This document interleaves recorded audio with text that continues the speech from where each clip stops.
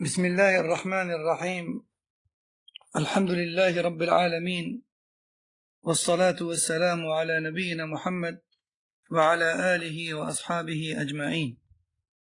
أما بعد في الدرس الأخير كنا قد أخذنا في الركن الأول من أركان الإيمان، وهو الإيمان بالله.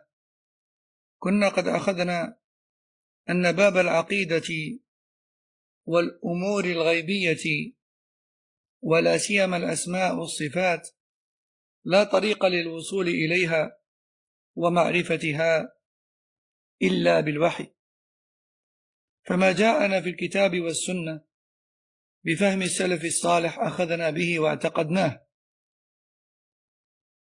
وإلا توقفنا، وبهذا يستريح الإنسان.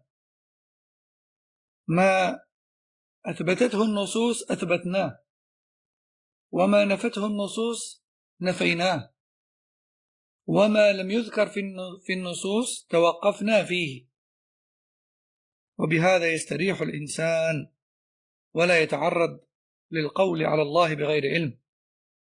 Dans le dernier cours, on avait vu ensemble que le domaine du dogme et de la croyance, ainsi que les choses de l'invisible, et surtout les noms et les attributs d'Allah tabaraka wa ta'ala, il n'est possible de les connaître qu'à travers la révélation d'Allah Jalla wa Ala. Ainsi, tout ce qui est affirmé dans le Coran et la Sunna, nous l'affirmons. Et tout ce qui est rejeté dans le Coran et la Sunna, nous le rejetons. Et tout ce qui n'est pas cité dans les textes en notre possession, nous nous arrêtons et nous disons Allahu A'lam, Allahu A'lam. Et si nous nous suffisons et nous nous restreignons, si on se restreint au Coran et à la Sunna avec l'interprétation des Sahaba, Inch'Allah, nous allons trouver le repos et la paix intérieure. Pourquoi? Car on sera en sécurité, on ne dira rien sur Allah sans science. وما زلنا في صدد هذا الركن الأول من أركان الإيمان. قال الشيخ العثيمين رحمه الله: بعض الناس يقول الله تعالى له أصابع، ويقول المحرفون ليس له أصابع، والمراد بقوله إن قلوب بني آدم بين أصبعين من أصابع الرحمن، قالوا المراد كمال السيطرة والتدبير. سبحان الله. نقول لهم: أأنتم أعلم أم رسول الله صلى الله عليه وسلم؟ نفوا الأصابع لظنهم أن إثباتها يستلزم التمثيل، فمثلوا أولا وعطلوا ثانيا، فجمعوا بين التمثيل والتعطيل في الحقيقة. ولذلك بين قوسين يقول العلماء أن كل معطل ممثل، كل معطل ممثل، لأن الذي أدى به إلى التعطيل هو كونه يظن أن الله يشبه مخلوقاته في هذه الأسماء والصفات. قال الشيخ: وجاء آخرون فقالوا قلوب بني آدم بين أصبعين من أصابع الرحمن، وأمسك المسواك بين أصابعه وقال بين أصبعين من أصابع الرحمن، قطع الله هاتين الأصبعين. فهل يحل هذا؟ الجواب: لا يحل. أولا، هل تعلم أن أصابع الله عز وجل 5؟ إبهام وسبابة ووسطى وبنصر وخنصر؟ لا تعلم. ثانيا، هل تعلم أن كون القلوب بين أصبعين من أصابع الرحمن بين الإبهام والسبابة، أو بين الإبهام والوسطى، أو بين الإبهام والبنصر، أو بين الإبهام والخنصر؟ كيف تقول على الله ما لا تعلم؟ أم على الله يفترون؟ فمثل هذا يستحق أن يؤدب لأنه قال على الله ما لا يعلم. فقالوا أليس النبي صلى الله عليه وسلم قال، يعني لما قال وكان الله سميعا بصيرا وضع إبهامه وسبابته على العين والأذن؟ نقول بلى، لكن أنت لست رسولا حتى تفعل هذا. ثم المقصود من وضع الرسول صلى الله عليه وسلم أصبعيه هكذا تحقيق السمع والبصر فقط، لا التمثيل والتشبيه. قال الشيخ وأكرر أن باب الصفات باب عظيم، احذر أن تزل فتحت رجلك هوة، والأمر صعب جدا. يقول آخرون في قول الله تعالى والأرض جميعا قبضته يوم القيامة، يقول يعني فيشير بيده قابضا لها على شيء، أعوذ بالله، يشبه يعني يمثل. والآخرون يقولون قبضته أي تحت تصرفه، والفرق بينهما عظيم. ومعنى القبضة معروف. فعلى كل حال أكرر احذروا في باب الصفات أن تخوضوا في شيء لم يتكلم فيه السلف الصالح. يقول بعض العلماء من لم يسعه ما وسع الصحابة والتابعين فلا وسع الله عليه. Donc, Cheikh Al-Uthaymin rahimahullah nous dit, on est toujours dans le premier pilier de la foi, la foi en Allah. Et le Cheikh nous parlait des noms et attributs d'Allah Azza wa Jal. Le Cheikh nous dit, certaines mouvances, certaines sectes s'affiliant à l'islam n'hésitent pas à transformer l'essence des versets des hadiths. Le prophète sallallahu alayhi wa sallam nous dit, les cœurs des fils d'Adam se trouvent entre deux des doigts d'Allah, il les retourne comme il veut. Le sens des doigts est connu. Le sens du retournement est connu. Comme on a vu dans plusieurs cours précédents, le sens est connu, le sens de ces attributs-là est connu, le sens de ces actes-là sont connus, le comment, Allahu a'lam, personne n'a vu, et le fait de chercher après le comment est une bid'a, une innovation. Les Sahaba n'ont jamais demandé au prophète sallallahu alayhi wa sallam comment.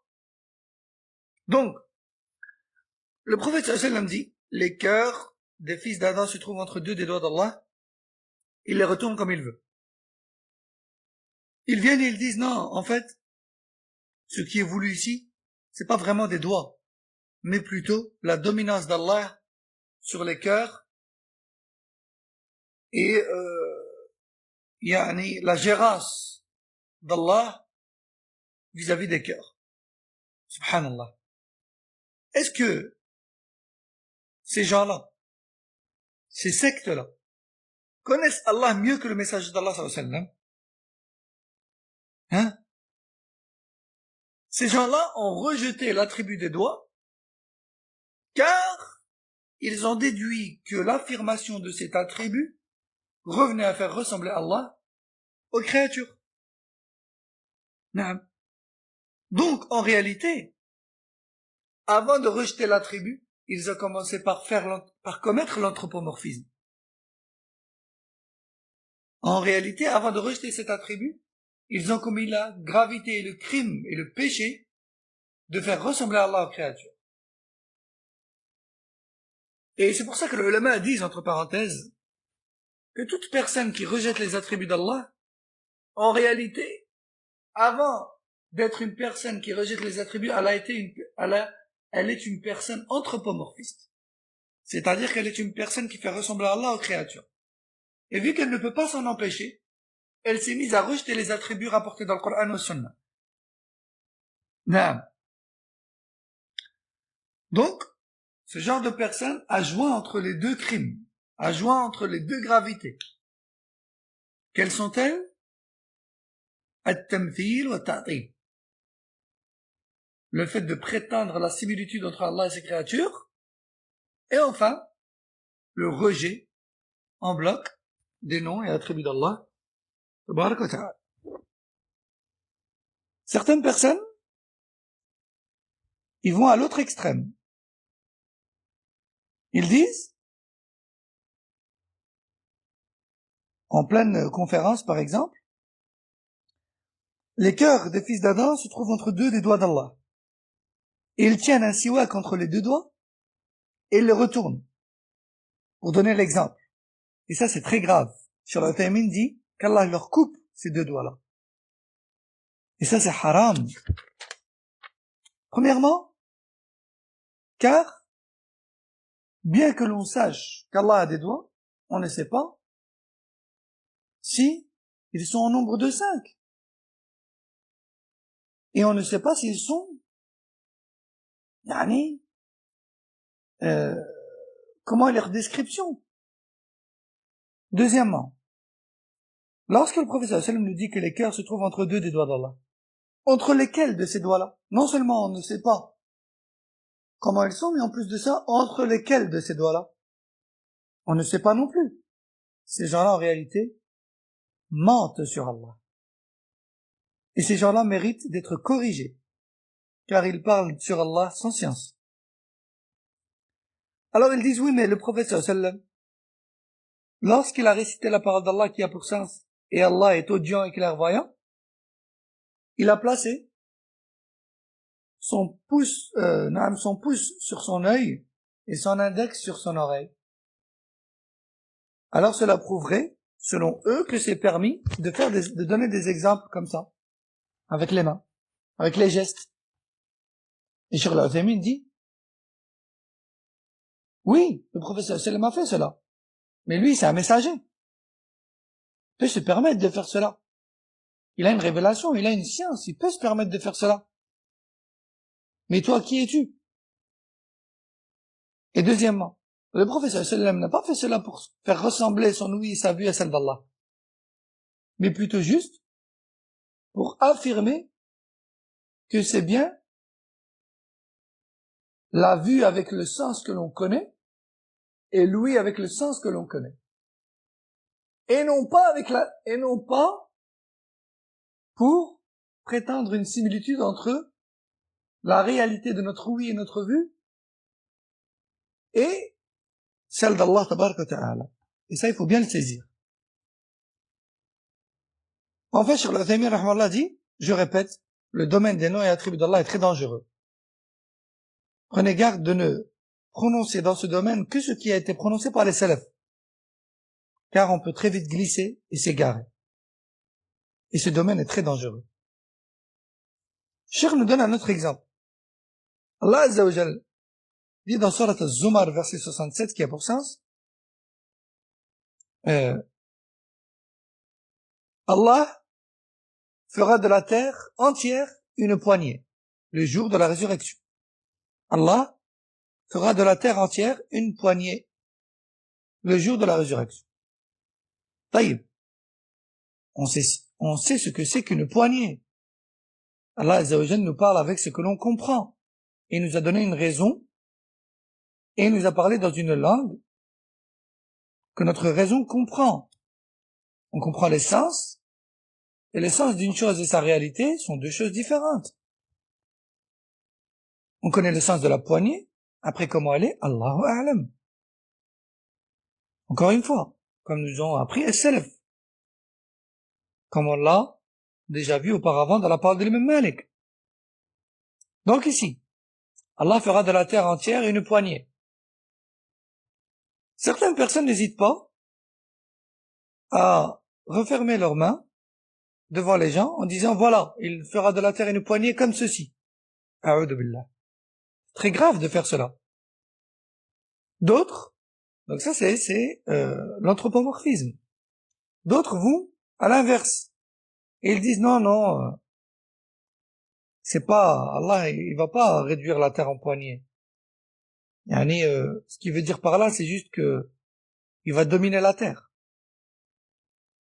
Subhanallah. Pourquoi il la domine pas avant cela? Il la gère pas avant cela, subhanahu wa ta'ala?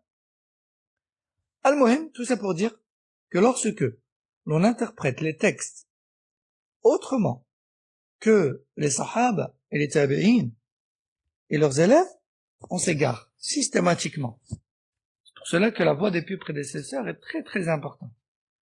Ceci dit, encore une fois, Cheikh Al-Uthaymin nous met en garde contre le fait de parler dans le domaine de la croyance sans science et contre le fait de prononcer dans la croyance ce qui n'a pas été prononcé par as-sahaba. Et les ulama disent, celui dont, ou plutôt celui qui ne se suffit pas de ce qui a suffi aux sahaba, alors qu'Allah ne lui donne aucune suffisance. Celui qui ne se suffit pas de ce qui a suffi aux sahaba, qu'Allah ne lui donne donc jamais aucune suffisance. Non. Et ainsi on aura terminé avec le premier pilier qui est la foi en Allah Azza wa Jal. طيب ثم قال عليه الصلاة والسلام أن تؤمن بالله وملائكته. نعم. بدأ بالملائكة قبل الرسل والكتب لأنهم عالم غيبي. أما الرسل والكتب فعالم محسوس. فالملائكة لا يظهرون بالحس إلا بإذن الله. وقد خلق الله الملائكة من نور كما ثبت عن النبي صلى الله عليه وسلم، وهم لا يحتاجون إلى أكل وشرب، ولهذا قيل إنهم صمد، يعني ليس لهم أجواف، فلا يحتاجون إلى أكل ولا شرب. فنؤمن أن هناك عالما غيبيا هم الملائكة، وهم أصناف، ووظائفهم أيضا حسب حكمة الله، كالبشر أصناف ووظائفهم أصناف. والإيمان بالملائكة يتضمن أولا الإيمان بأسماء من علمنا أسماءهم، مثل أن نؤمن بأن هناك ملكا اسمه جبريل مثلا. ثانيا نؤمن بما لهم من أعمال، مثلا جبريل موكل بالوحي ينزل به من عند الله إلى رسله. ميكائيل موكل بالقطر أي بالمطر والنبات، نبات الأرض. إسرافيل موكل بالنفخ في الصور.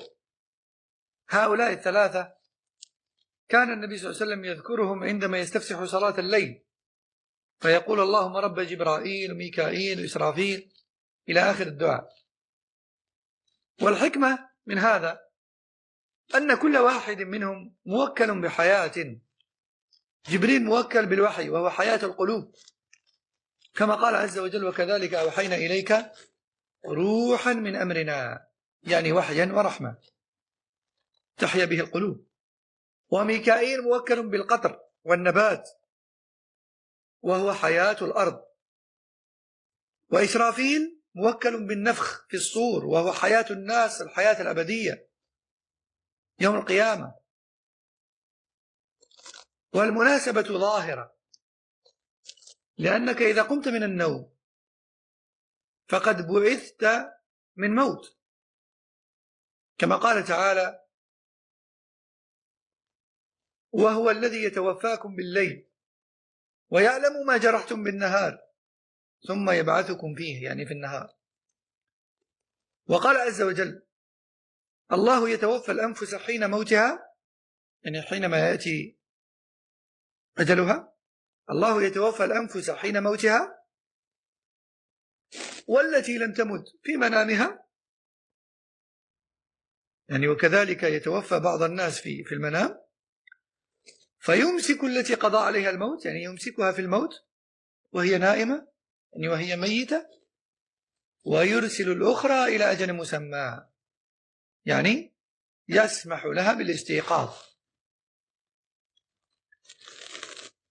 إذا كان القيام من الليل بعثا وهؤلاء الملائكة الثلاثة الكرام كلهم موكلون بحياة. صارت المناسبة واضحة. كذلك يجب الإيمان بما لبعض الملائكة من أعمال، خاصة من أعمال خاصة. فمثلا هناك ملائكة وظائفهم أن يكتبوا أعمال العباد. قال عز وجل: ولقد خلقنا الإنسان ونعلم ما توسوس به نفسه ونحن أقرب إليه من حبل الوريد إذ يتلقى المتلقيان عن اليمين وعن الشمال قعيد ما يلفظ من قول إلا لديه رقيب عتيد. فهؤلاء موكلون بكتابة أعمال بني آدم. قال عز وجل أيضا في آية أخرى: كلا بل تكذبون بالدين وإن عليكم لحافظين كراما كاتبين، يكتبون كل قول يقوله الإنسان. وظاهر الآية الكريمة أنهم يكتبون ما للإنسان وما عليه، يكتبون ما له وما عليه، وما ليس له وما عليه وما ليس له ولا عليه، يكتبون كل شيء. وجه كون هذا هو الظاهر أن قوله عز وجل من قول، يعني كل قول، كل ما يتلفظ به سواء كان له أو عليه أو ليس له ولا عليه يكتبونه، كل شيء يكتبونه. كما قال تعالى في الآية: من قول، ما يلفظ من قول، من قول. يقول الأصوليون أن النكرة في سياق النفي مؤكدة أو مؤكدة بمن تفيد ماذا؟ تفيد العموم، يعني كل قول، لكن ليس له ولا عليه، لا يحاسب عليه، وإنما يقال إنه فاته خير كثير. وذكر أن رجلا دخل على الإمام أحمد بن حنبل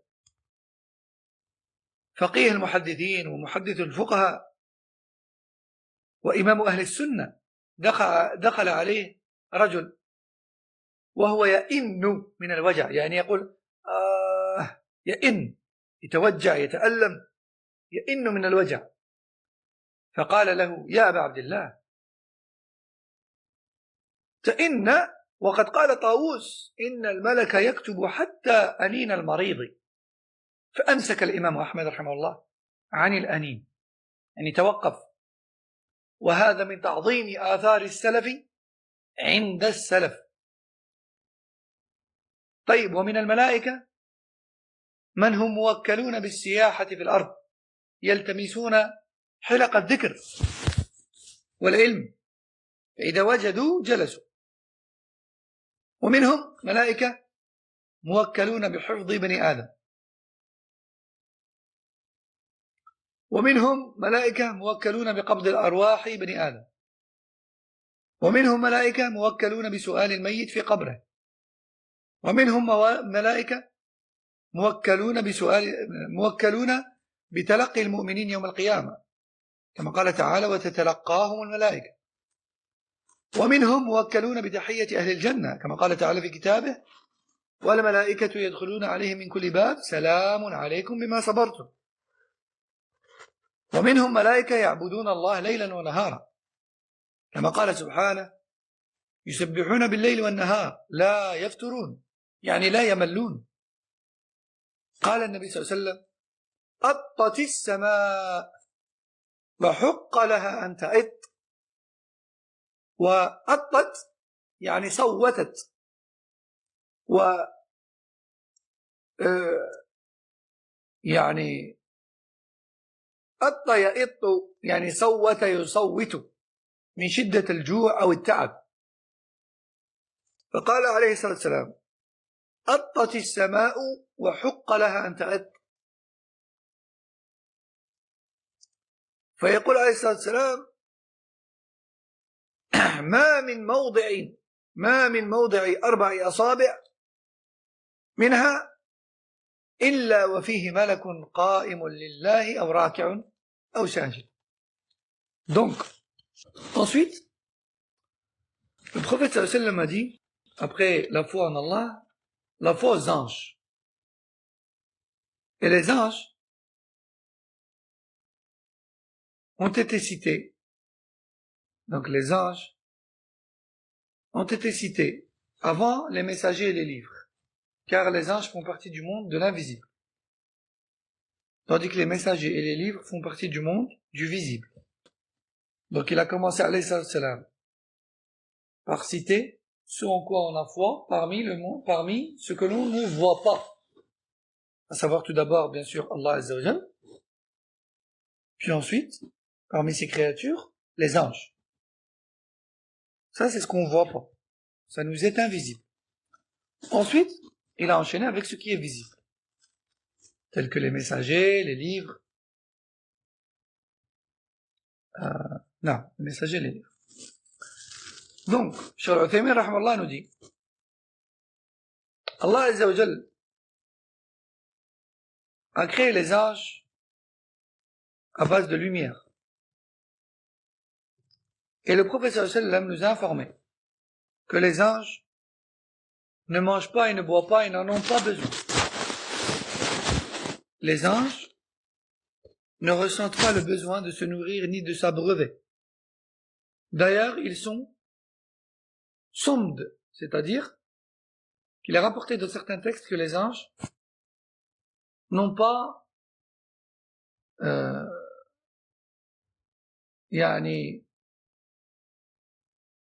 ce que l'on appelle chez nous, entre guillemets, le système qui nous permet de manger ou de digérer les choses. Ils n'ont pas de jawf, c'est-à-dire ils n'ont pas leur corps ne contiennent pas de système de digestion ou d'absorption de quelconque nourriture ou de boisson. Car ils n'en ont pas besoin.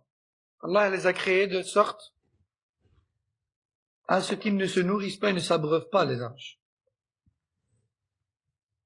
Et le croyant a la ferme conviction qu'il existe un monde invisible qui est celui des anges.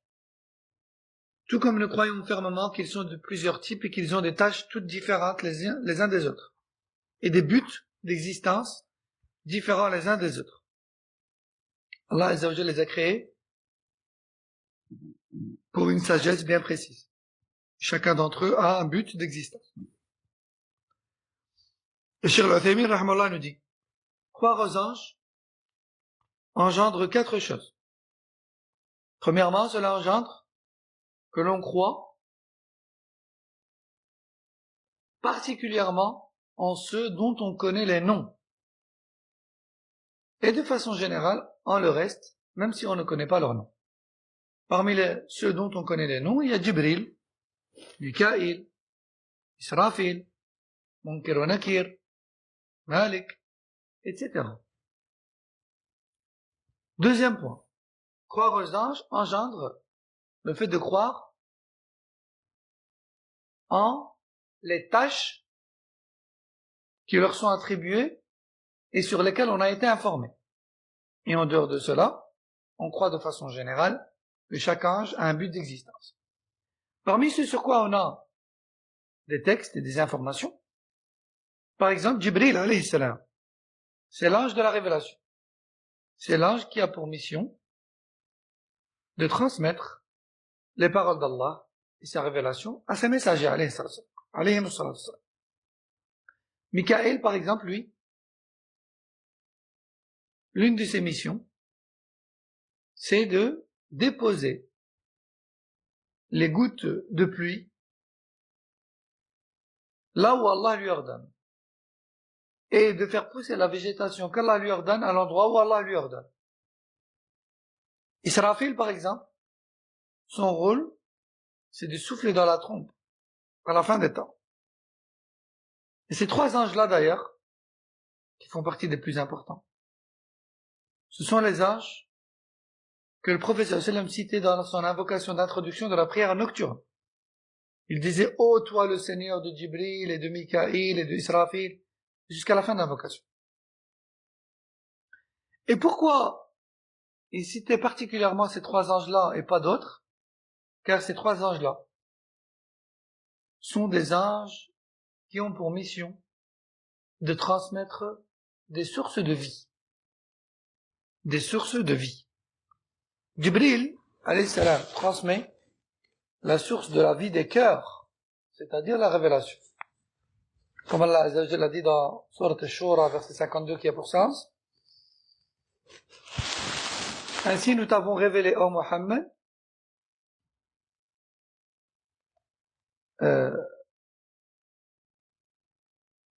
un moyen, ou plutôt, ainsi nous t'avons révélé, ô Muhammad, une source de vie. Une source de vie. Hein? Certains traduisent cela par un esprit saint, qui est le Coran. D'autres traduisent cela par une âme. Ou d'autres traduisent cela par une source de vie. En réalité, ce qui est voulu, c'est la révélation, le Coran. Car il est une source de vie pour les cœurs et une miséricorde pour nous. Et Allah l'a appelé âme. Si on veut traduire textuellement, ça donne « Nous t'avons révélé une âme émanant de notre part ». Donc le Coran a été comparé à une âme par la cause de laquelle les cœurs vivent ou revivent. Michael, lui, il fait descendre la pluie et fait pousser la végétation, et tous deux sont une cause de vie sur terre. Israfil, lui, il souffle dans la trompe pour, lorsque l'heure arrive pour les gens de revivre et d'être ressuscités pour la vie éternelle, soit au paradis ou en enfer. Donc, ces trois anges-là sont des anges qui ont pour mission de transmettre des sources de vie lorsqu'Allah leur ordonne et de la manière qu'Allah leur ordonne. Non.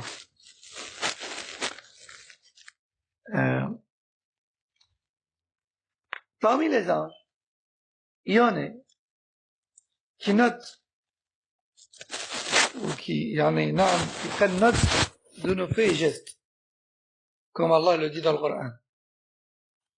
D'autres parmi les anges ont pour but ou ont pour mission de parcourir la terre sans cesse à la recherche d'assises de science afin de s'y joindre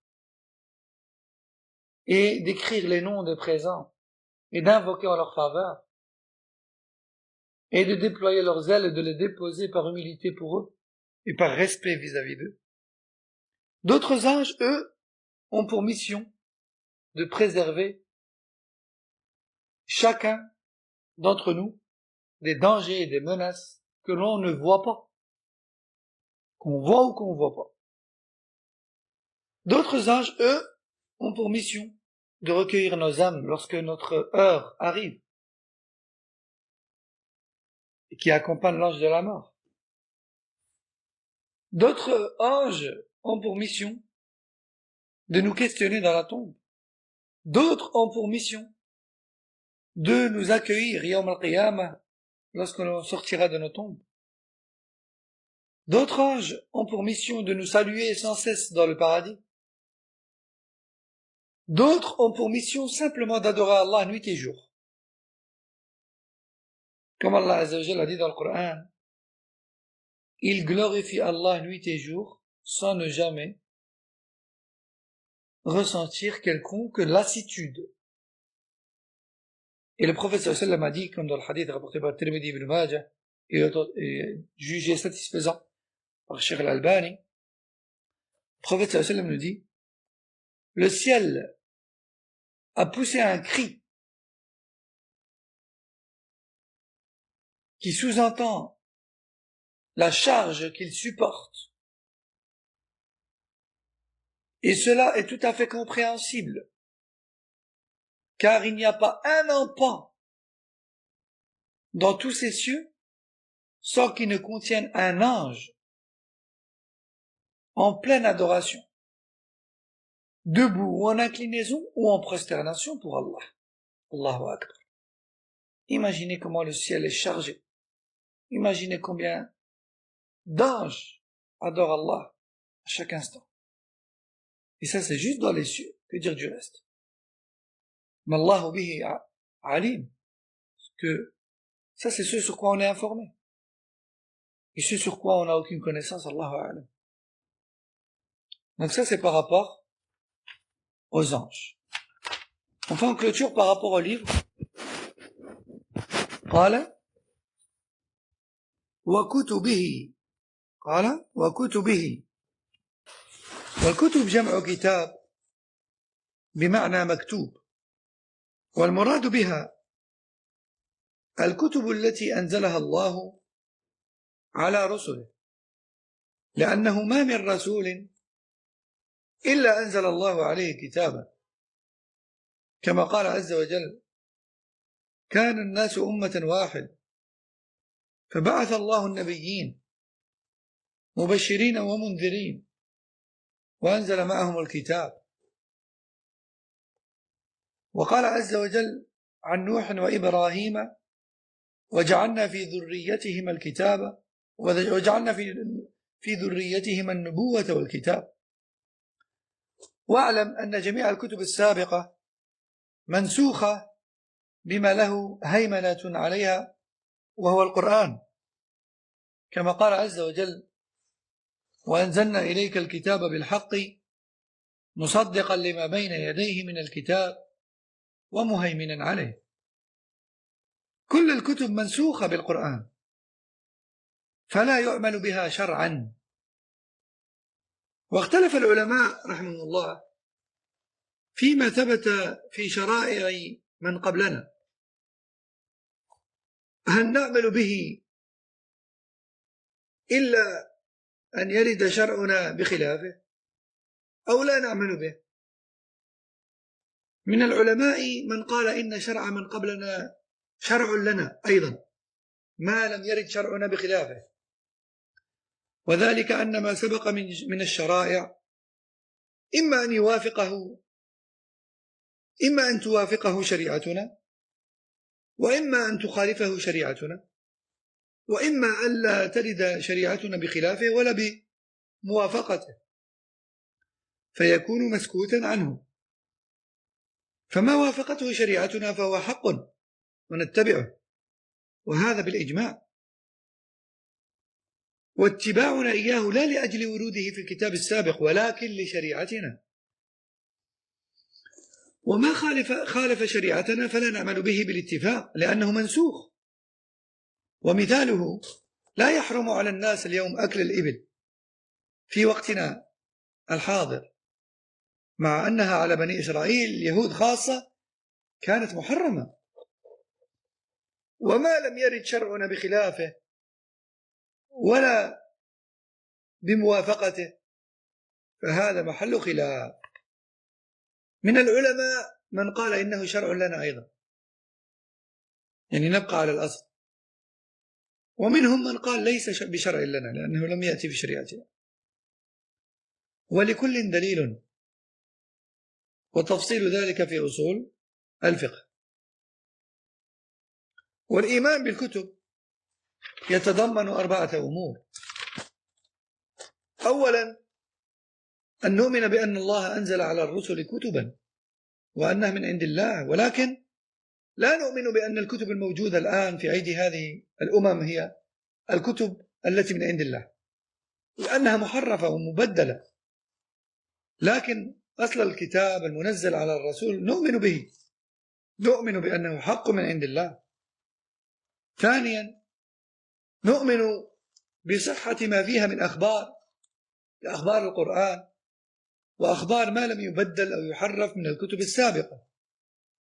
ثالثا، نؤمن بما فيها من أحكام إذا لم تخالف شريعتنا على القول بأن شرع من قبلنا شرع لنا وهو الحق.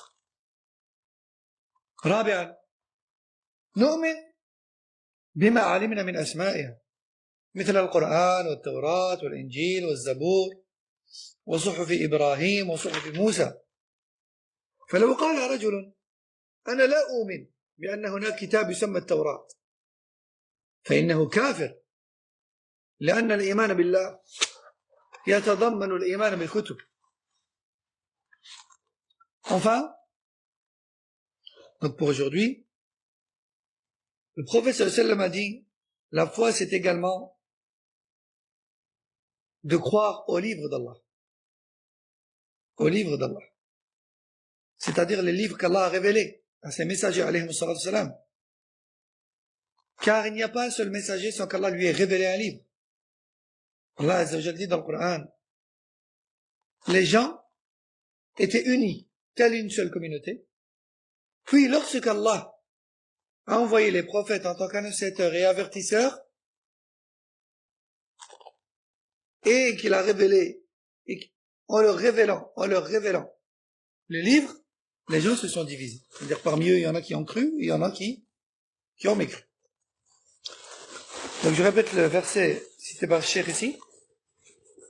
Les gens étaient unis, telle une seule communauté, puis Allah a envoyé les prophètes en tant qu'annonciateurs et avertisseurs, et leur a révélé le livre.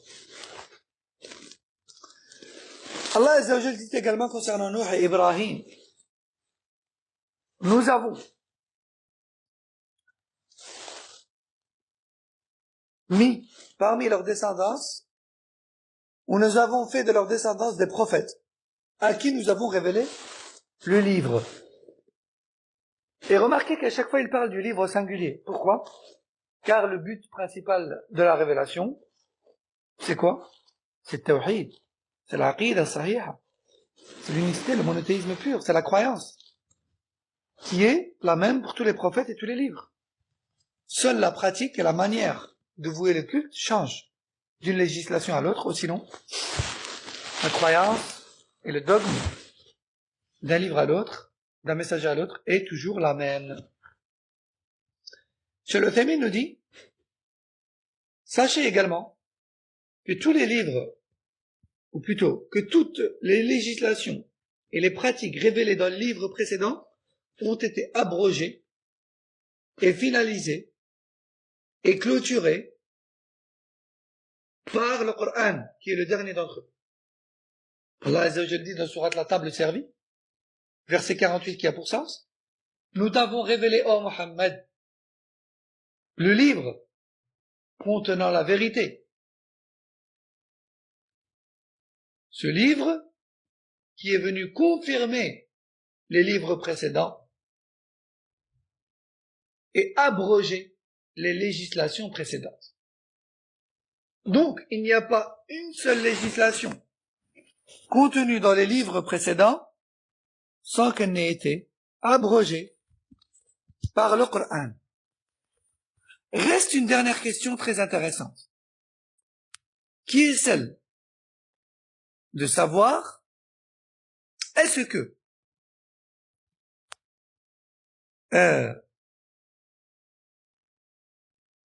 ce qui est rapporté authentiquement parmi les règles et les législations précédentes, ce qui est conservé et certain jusqu'à aujourd'hui, et ce que nous, musulmans, suiveurs du Coran en tant que dernier livre, nous devons appliquer également ces règles-là qui étaient dans les législations précédentes, ou pas?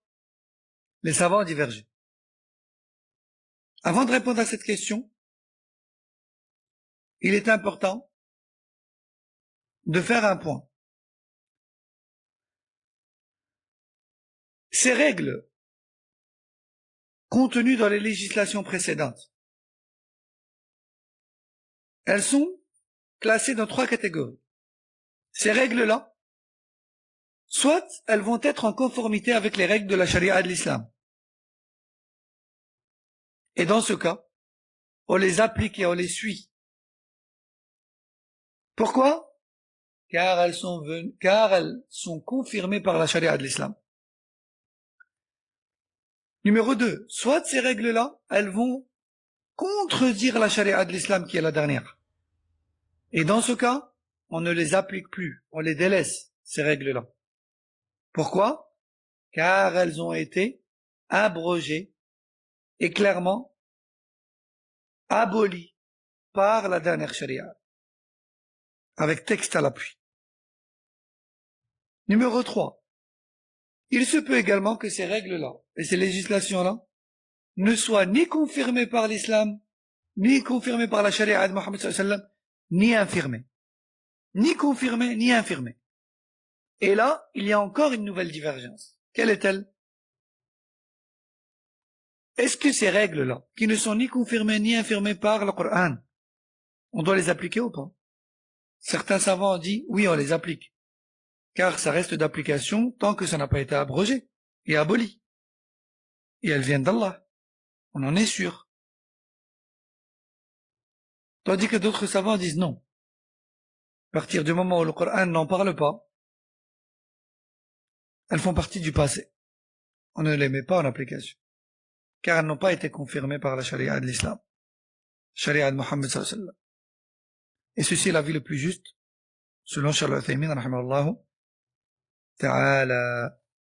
Enfin, la foi au livre engendre 4 points. La foi au livre engendre 4 points. Le premier, nous croyons fermement que ces livres ont été véritablement révélés par Allah Azza wa Jal.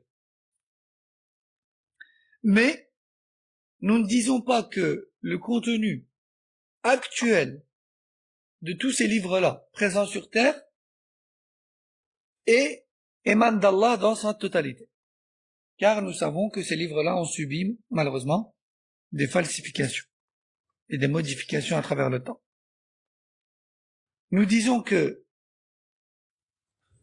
la Torah d'origine, l'évangile d'origine, les feuillets d'Ibrahim et de Moussa d'origine, le Zabour de Daoud d'origine, ce sont les livres d'Allah, oui.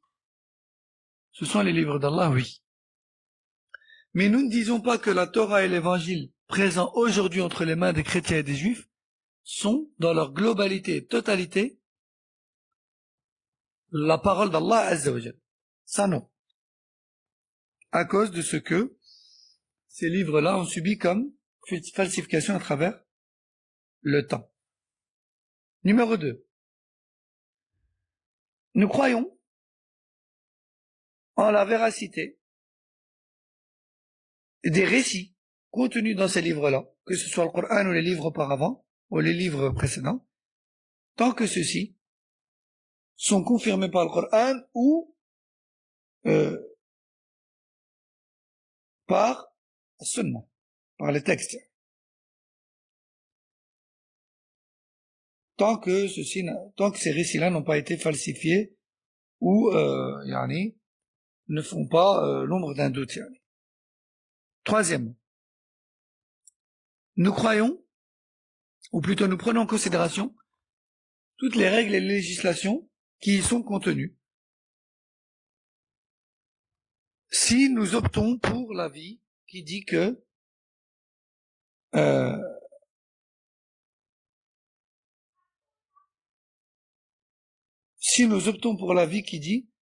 les législations précédentes nous concernent également tant qu'elles n'ont pas été abrogées par celle de Mohammed sallallahu alayhi wa sallam.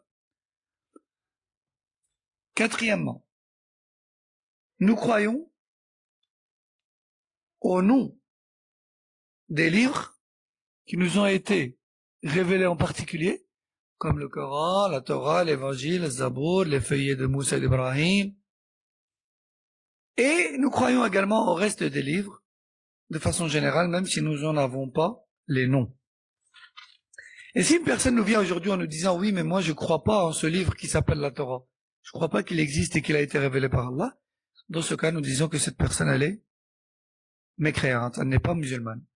Elle n'est pas musulmane, car le prophète sallallahu alayhi wa sallam a donné comme condition pour être croyant d'avoir ce pilier de la foi qui est de croire en tous les livres révélés par Allah Azza wa Jal. Et nous allons nous suffire de cela pour aujourd'hui, incha'Allah. Subhanakallahumma wa bihamdik. Ashhadu an la ilaha illa ant. Astaghfiruka wa atubu ilayk. Wa sallallahu wa sallam wa barak ala nabiyyina Muhammad wa ala alihi wa sahbihi ajma'in. Assalamu alaikum wa rahmatullahi wa barakatuh.